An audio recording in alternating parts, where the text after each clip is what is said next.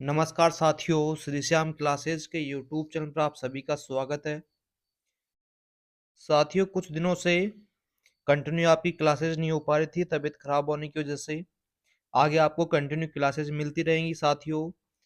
जो भी भाई वेटनरी से जुड़े हुए किसी भी भर्ती परीक्षा की तैयारी कर रहा है, उन सभी के लिए एक और खुशखबरी सामने आ गई है। राजस्थान की जो पशुधन सहायक की जो आपकी वैकेंसी होगी, ये 13 जून 2025 को आपका ये एग्जाम होने वाला है। जल्दी आपको इसको कंप्लीट नोटिफिकेशन देखने को मिलेगा और आपके फॉर्म भी ऑनलाइन होना स्टार्ट हो जाएंगे। तो चलिएगा साथियों, जो भी भाई वेटनरी फोर्स की एग्जाम की तैयारी कर रहा है, उनसे संबंधित महत्वपूर्ण क्वेश्चंस देख लेते हैं। आज का अपना पहला क्वेश्चन है, पेट के बाहरी भाग में स्थित अंडकोश एक थैली से ढके हुए क्यों होते हैं? कि जो अंडकोश होते हैं वो एक थैली से क्यों ढके हुए होते हैं? क्योंकि दोस्तों, जो अंडकोश होते हैं, टेस्टिस होते हैं, उन जो उनका टेम्परेचर है वो मेंटेन रखने के लिए दोस्तों वो एक थैली से ढके हुए रहते हैं। दोस्तों राइट आंसर हो जाएगा ऑप्शन नंबर 3। जो अंडकोश होते हैं वो थैली से क्यों ढके हुए होते हैं? क्योंकि अंडकोशों के बेहतर ढंग से ताप नियमन के लिए दोस्तों वो ढके हुए रहते हैं। ठीक है, अगला क्वेश्चन देखिएगा दोस्तों।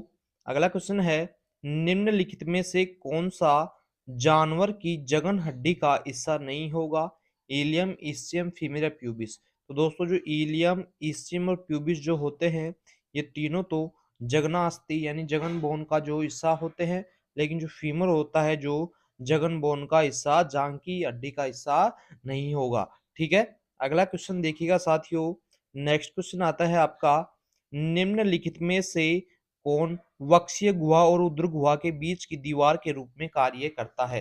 कि निम्न में से ऐसा कौन सा क्षेत्र है जो वक्ष गुहा और उदर गुहा दोनों के बीच में एक दीवार के कार्य करता है? फेफड़े, हृदय या रोमन या डायफ्राम? तो दोस्तों, जो डायफ्राम होता है, ये वक्ष गुहा और उदर गुहा इन दोनों के बीच में दोस्तों एक दीवार का कार्य करता है।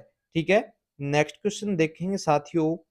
फीमर पर पाई जाने वाली अनोखी बहुत बड़ी कुंद अनियमित आकार की प्रक्रिया का नाम क्या होता है? कि जो फीमर जो हड्डी होती है, शरीर की सबसे मजबूत और लंबी हड्डी होती है, इसके ऊपर पाई जाने वाली एक अनोखी बड़ी कुंद या अनियमित आकार की प्रक्रिया होती है, तो उसका नाम क्या होता है? ट्रोक्लिया, पटेला, ट्रोंकेटर या रीड? तो दोस्तों, जो इस पर अनोखी एक अनियमित प्रकार की प्रक्रिया पाई जाती है, उसे ट्रोंकेटर के नाम से दोस्तों जाना जाता है। किस नाम से? ट्रोंकेटर के नाम से। ठीक है,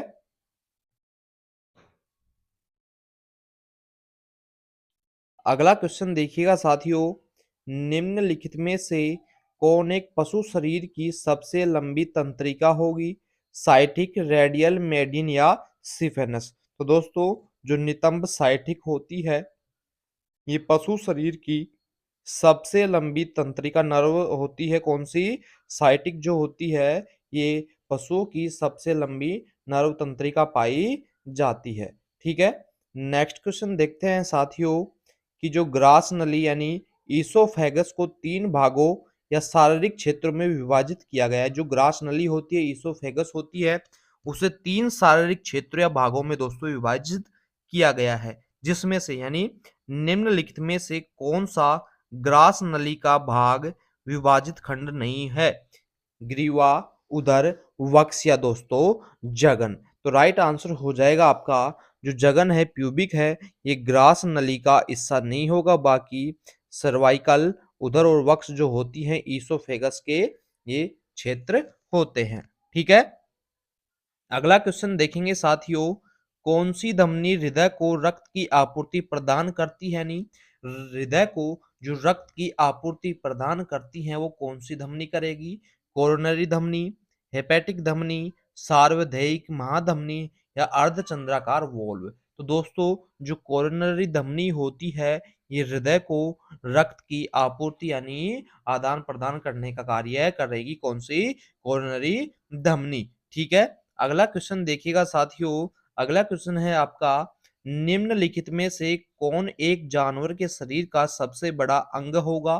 कि निम्न में से ऐसा कौन सा एक अंग है जो जानवर शरीर का सबसे बड़ा अंग होता है? यकृत, प्रथम आमाशय जिसे आप रुमन के नाम से जानते हैं, लिम्ब या त्वचा। तो दोस्तों जो स्किन होती है आपकी, स्किन, ये दोस्तों जानवर के शरीर की सबसे बड़ी अंग होती है। जो त्वचा होती है जानवरों का सबसे बड़ा अंग होता है। ठीक है।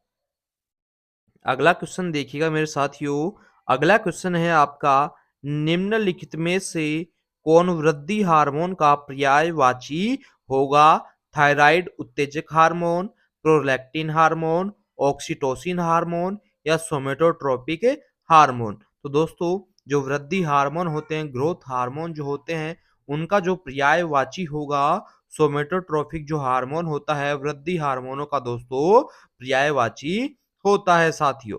ठीक है। अगला क्वेश्चन देखेंगे साथियों।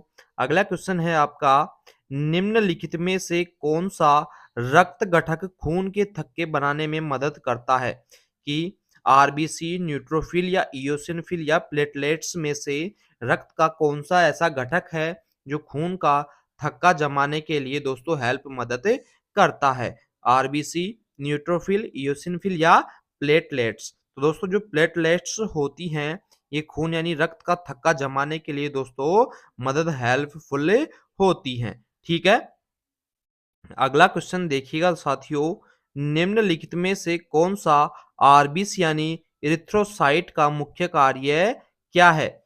कि दोस्तों जो आरबीसी जो होती हैं उनका मुख्य कार्य क्या होता है? रक्तस्राव को रोकना, जानवरों की प्रतिरक्षा को बेहतर बनाना, ऑक्सीजन का परिवहन करना या खून के थक्के में जमने में मदद करना। तो दोस्तों जो आरबीसी होती है आपकी, रेड ब्लड सेल्स जो होती हैं, इनका जो सबसे महत्वपूर्ण मोस्ट इम्पोर्टेंट जो कार्य होता है वो होता है साथियों ऑक्सीजन का परिवहन करना। क्या होगा? आरबीसी का जो ब्लड में कार्य होता है वो ऑक्सीजन O2 का परिवहन करना दोस्तों आरबीसी का सबसे महत्वपूर्ण कार्य होता है। ठीक है। अगला क्वेश्चन देखेंगे साथियों कि किस स्थिति को दमा डिस्पेनिया के रूप में जाना जाता है?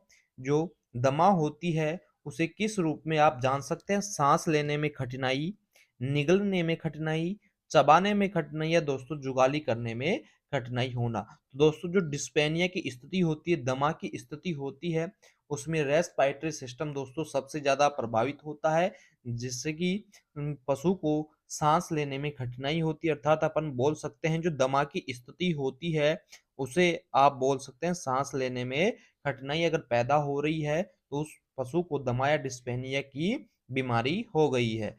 ठीक है। अगला क्वेश्चन देखिएगा साथियों। नेक्स्ट क्वेश्चन आता है आपका, निम्न में से किसमें मध्य छद यानी डायफ्राम मौजूद नहीं होता है? जुगाली करने वाले पशुओं में, जुगाली नहीं करने वाले पशुओं में, घोड़ों में या दोस्तों पक्षियों में? तो दोस्तों जो डायफ्राम होता है ये पक्षियों में अनुपस्थित होता है। अर्थात अपन बोल सकते हैं जो डायफ्राम होगा ये पक्षियों के अंदर दोस्तों अनुपस्थित होता है। ठीक है। अगला क्वेश्चन देखिएगा साथियों। अगला क्वेश्चन है आपका, रक्त का सामान्य पीएच मान लगभग कितना होता है? अर्थात जो रक्त की प्रवृत्ति होती है वो कैसी होती है दोस्तों?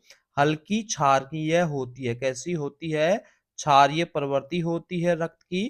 कैसी? हल्की। तो दोस्तों आपका राइट आंसर हो जाएगा 7.4 जो होती है रक्त का पीएच मान होता है। ठीक है। नेक्स्ट क्वेश्चन देखते हैं साथियों कि निम्नलिखित में से कौन सा पाचन तंत्र के साथ साथ श्वसन तंत्र का सामान्य मार्ग होता है? कि ऐसा कौन सा मार्ग है जो डाइजेस्टिव सिस्टम के साथ साथ में रेस्पिरेटरी सिस्टम का भी सामान्य मार्ग होता है? कंठनाली, लैरिंग्स, ग्रसनी फेरिंग्स, ग्रासनली ईसोफेगस या श्वास नली ट्रेकिया। तो दोस्तों जो ग्रसनी होती है आपकी, फेरिंग्स जिसे आप बोलते हैं, ये दोस्तों पाचन तंत्र और श्वसन तंत्र दोनों का ही दोस्तों सामान्य मार्ग होती है। ठीक है। अगला क्वेश्चन देखिएगा साथियों, सार्वजनिक विज्ञान का पिता किसे माना जाता है? दोस्तों कुछ क्वेश्चंस अपन डेली की क्लासेस में जनरल अवेयरनेस यानी जीके से संबंधित क्वेश्चंस भी अपन देखा करेंगे। तो दोस्तों अगला क्वेश्चन है अपना, सार्वजनिक विज्ञान का पिता किसे माना जाता है? Isaac Newton, Galileo Galilei, Albert Einstein या दोस्तों चार्ल्स डार्विन। तो सार्वजनिक विज्ञान का जो पिता है, फादर है दोस्तों, आइजक न्यूटन को माना जाता है। ऑप्शन नंबर फर्स्ट राइट करेंगे। ठीक है, अगला क्वेश्चन देखिएगा, मौर्य साम्राज्य की स्थापना किसने की थी? अशोक, चंद्रगुप्त मौर्य, बिंदुसार या समुद्रगुप्त? तो दोस्तों मौर्य साम्राज्य की जो स्थापना है ये चंद्रगुप्त मौर्य के द्वारा दोस्तों की गई थी। अगला क्वेश्चन देखेंगे साथियों, ड्रैगन किस भारतीय शासक का उपनाम था?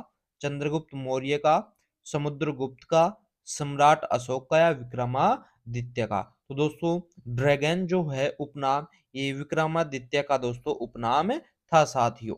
ठीक है, अगला क्वेश्चन देखिएगा साथियों कि हाल ही में भारत के प्रधानमंत्री ने बंजारा विरासत संग्रहालय का उद्घाटन किस राज्य में किया है? कि हाल ही में भारत के प्रधानमंत्री ने बंजारा विरासत संग्रहालय का उद्घाटन हुआ है, तो दोस्तों किस राज्य में किया है? ओडिशा, महाराष्ट्र, कर्नाटक या मध्य प्रदेश? दोस्तों राइट आंसर हो जाएगा हाल ही में जो बंजारा विरासत संग्रहालय है इसका उद्घाटन महाराष्ट्र राज्य के अंदर दोस्तों किया गया है। नेक्स्ट और लास्ट क्वेश्चन है आज की इस क्लास का अपना दोस्तों कि किस संगठन ने राष्ट्रीय कृषि संहिता का निर्माण किया है? कौन सा संगठन है जिसने दोस्तों राष्ट्रीय कृषि संहिता का दोस्तों निर्माण किया है? तो दोस्तों जो भारतीय मानक ब्यूरो बीआईएस है इसके द्वारा राष्ट्रीय कृषि संहिता का दोस्तों निर्माण किया है। तो साथियों इसी प्रकार से कंटिन्यू क्लासेस देखने के लिए जुड़े रहें आपके अपने YouTube channel Shri Shyam classes के साथ में। मैं आशा करता हूँ आपको क्लासेस अच्छी लगी होगी। तो सभी साथी भाई चैनल को ज़्यादा से ज़्यादा सभी वेटनरी फील्ड से जुड़े हुए भाइयों के पास में दोस्तों शेयर जरूर करेंगे।